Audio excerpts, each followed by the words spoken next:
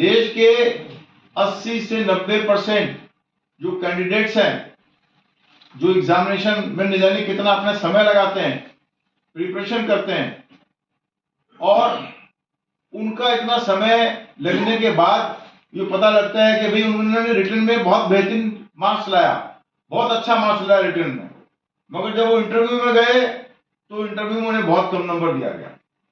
सवाल ये उठता है कि इसके पीछे कौन लोग हैं, कौन सा गैंग है जो एक तरह से द्रोणाचार बना हुआ है, जो आम जनता को 90% जो कैंडिडेट्स हमारे खास के बहुसंख्यक समाज के हैं, ST/SC समाज के हैं, माइनॉरिटी समाज के हैं, वो नहीं चाहते कि सरकारी नौकरी उन्हें मिले। सरकारी नौकरी का क्या मतलब है? सरकारी नौकरी का मतलब है कि उन्हें सम्मान मिलेगा। आप देखिए कि एक आम आदमी अगर जाता है FIR कराने के लिए, क्या FIR होता है? नहीं होता है। क्यों नहीं होता है? और वहीं अगर उसके थाने में उसका जानने वाला दारोगा हो या एक पुलिस का कर्मी हो तो उसका काम आसान हो जाता है।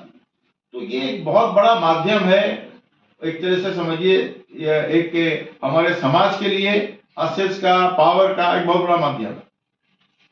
तो ज्यादातर इंटरव्यू बोर्ड में चेयरमैन होते हैं, मेंबर्स होते हैं, ये लोग बाइस होते हैं।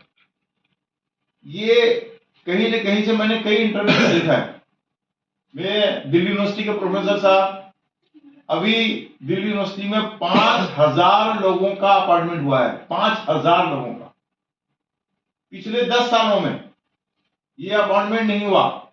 अभी पिछले ये गवर्निंग बॉडी नहीं है यूनिवर्सिटीज में, और इन्होंने 5000 लोगों का अपॉइंटमेंट कर दिया।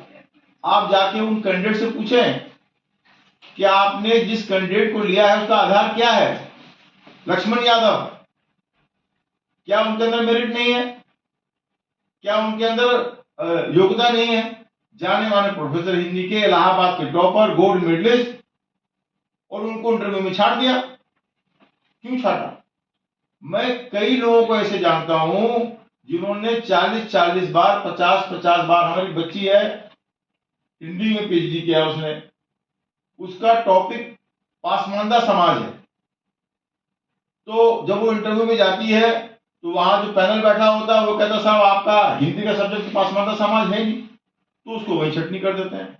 अरे भाई, तुम्हारे प्रोफेसर ने हो, जहां से उसने PhD किया दिल्ली यूनिवर्सिटी से, दिल्ली यूनिवर्सिटी ने उसको टॉपिक दिया, दिल्ली यूनिवर्सिटी ने उसको PhD कराया।